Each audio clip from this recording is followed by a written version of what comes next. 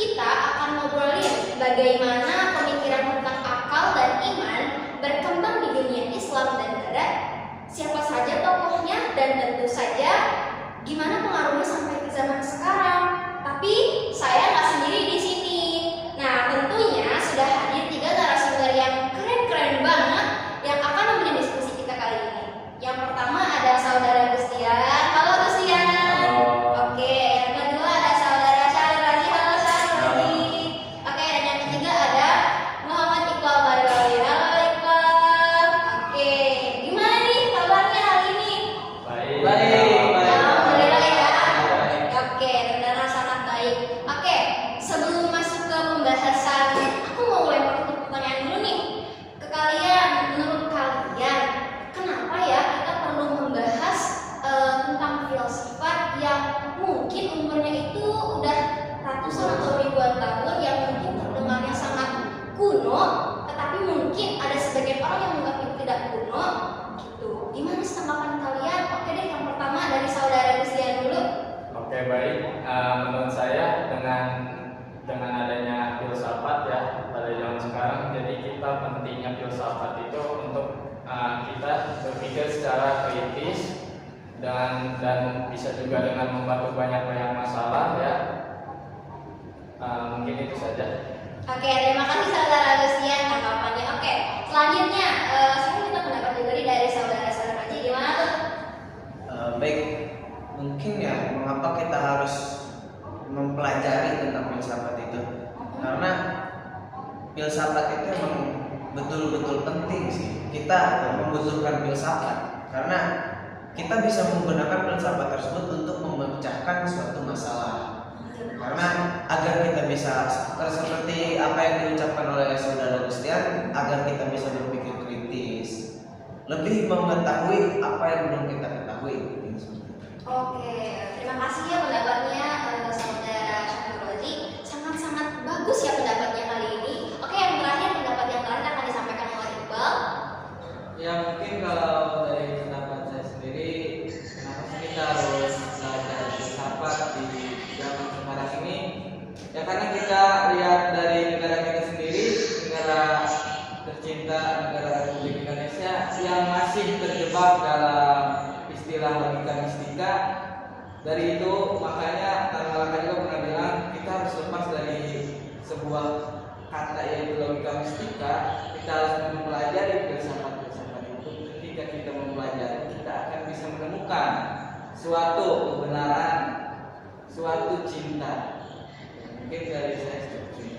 Wah, sangat-sangat bagus sekali ternyata pendapat-pendapatnya. Jadi kita bisa melihat dari awal sebelum kita masuk pembahasan saja sudah terlihat jelas ya apa yang akan kita bahas selanjutnya, apa yang akan kita terangkan selanjutnya. Oke, masuk untuk ke segmen kedua, yaitu tentang apa itu filsafat skolastik. Nah, oke, kita mulai dari dasar dulu deh. Gimana nih Saudara Gustian, bisa jelaskan ke kita nih, ke kita semua, ke para penonton, apa sih itu filsafat skolastik itu?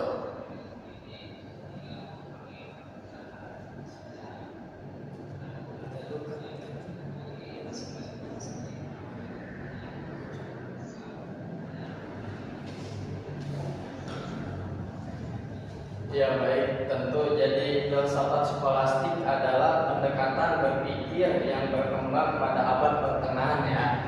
Intinya skolastik mencoba melaraskan antara wahyu dan iman dengan akal dan logika ya. Ciri khasnya adalah penggunaan logika Aristotelian ya, yang kemudian dipakai untuk memahami doktrin agama. Dalam Islam, pemikir-pemikir seperti Al-Kindi, Al-Farabi, Ibnu Sina mulai mengembangkan pemikiran ini ya. Di Barat ada Arsemus dan Thomas Aquinas. Nah, metode utama yang dipakai adalah dialektika jadi model tanya jawab yang disusun dengan sistematis. Oke, jadi intinya ini tuh semacam kayak logika suci ya, pakai otak tapi untuk memahami iman. Benar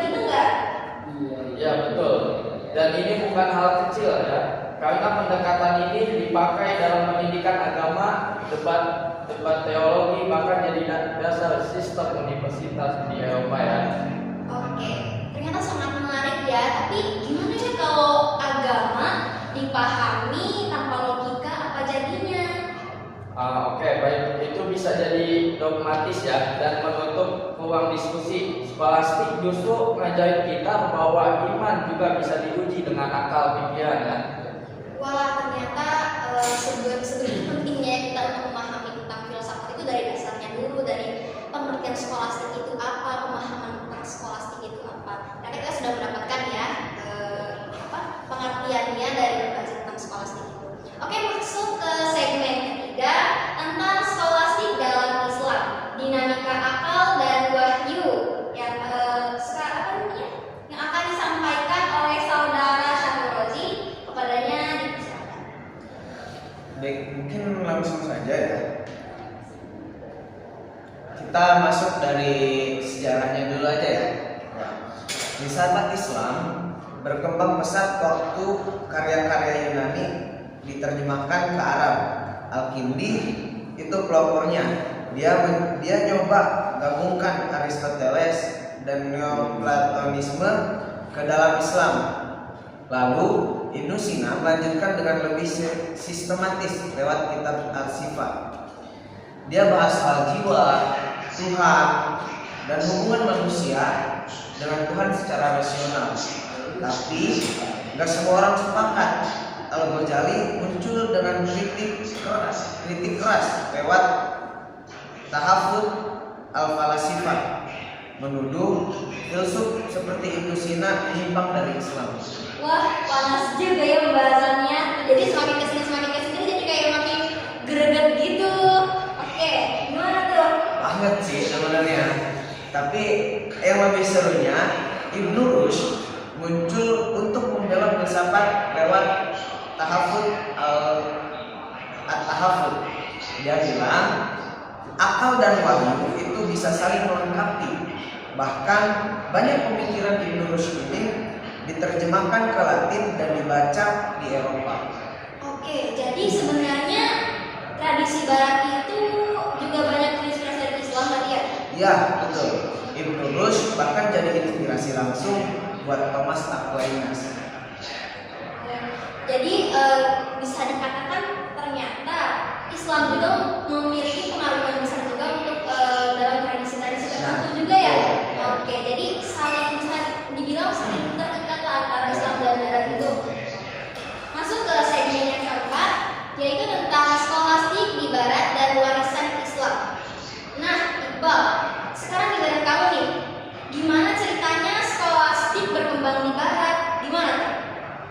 Ya, mungkin tadi sudah disampaikan oleh saudara tentang sejarahnya bagaimana filsafat itu ada ya. Nah, mungkin cara berkembangnya filsafat di dunia barat, pemikiran filsafat ini tentu saja dikembangkan di gereja-gereja, di lingkungan universitas juga. Nah, Anselmus dari Canterbury muncul dengan argumen ontologisnya untuk membuktikan bahwa keberadaan Tuhan itu ada. Nah, itu dari pemikiran logis. Lalu Thomas Aquinas mengambil pendekatan lebih sistematis lewat Summa Theologica. Nah, ia menyusun 5 argumen keberadaan Tuhan yang terkenal dengan argumen formation. Semua benda bergerak pasti digerakkan, dan ujung-ujungnya pasti ada penggerak utama. Nah, oke, jadi dia ini belajar dari Ibnu Rushd jadinya. ya, iya, dia belajar dari Ibnu Rushd. Dia itu sangat dipengaruhi oleh, ya terutama oleh Aristoteles ya. Mungkin pemikirannya sampai ke Eropa lewat komentar Ibnu Rushd. Jadi peran Islam itu ya emang benar sekali adanya. Kita ya bisa tahu kebenarannya bahwa ya dari Islam ada juga. Nah, bahkan gurunya Acunius Albertus Magnus juga menggabungkan sains dan teknologi itu. Jadi bisa dibilang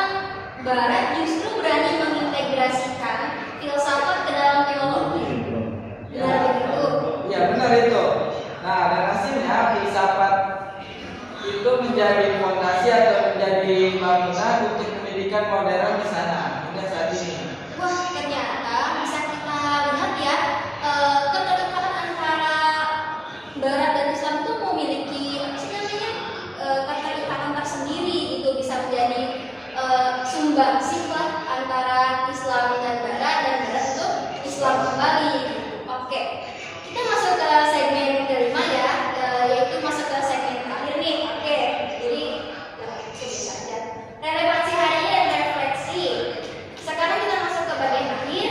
Kira-kira apakah filsafat skolastik ini masih relevan untuk zaman sekarang atau udah jadi sejarah aja? Saudara Bisien mungkin bisa menjawab ya. Baik, dengan adanya filsafat sangat relevan banget ya ini. Dengan adanya filsafat ini mengajarkan kita untuk berpikir kritis secara logis ya, dalam memecahkan masalah dan mencakup dalam agama dan kehidupan juga ya, terdapat di dalamnya itu. Mungkin ada pendapat lain dari saudara. Ya, apa yang dipertanyakan itu benar. Di tengah sekularisme dan sains modern, kita tetap butuh ruang untuk kita berpikir yang bisa menyeimbangkan iman dan akal kita, agar iman dan akal itu seimbang. Oke, pendapat yang lain mungkin saudara Iqbal, saudara Ya, Iqbal. mungkin dari tadi pendapat oleh teman saya, mungkin pendekatan tersebut juga berguna untuk tujuan kritisi pendidikan, politik, teknologi. Kita butuh filsafat untuk menjaga nilai-nilai kemanusiaan. Oke, sebelum kita tutup, aku minta satu refleksi nih, singkat dari kalian semua. Apa pelajaran terbesar dari era skolastik buat kamu pribadi? Yang pertama dari saudara Christian deh. Baik, buat aku ya, filsafat itu bukan musuh agama, oke? Filsafat itu bukan musuh agama ya. Nah, jadi tapi jalur untuk memperkuat keimanan kita dalam agama ya. Yang mungkin Oke, dari saudara Wajib mungkin? Baik, mungkin kalau dari aku itu sendiri, perbedaan pendapat itu sehat. Debat antara Al-Ghazali dan Ibn Rushd membuktikan bahwa kritik bisa membangun. Oke, saudara Iqbal mungkin ada akhir nih. Nah, mungkin kita harus banyak belajar dari masa lalu, karena guru yang paling itu tuh ya dari pengalaman kita sendiri gitu.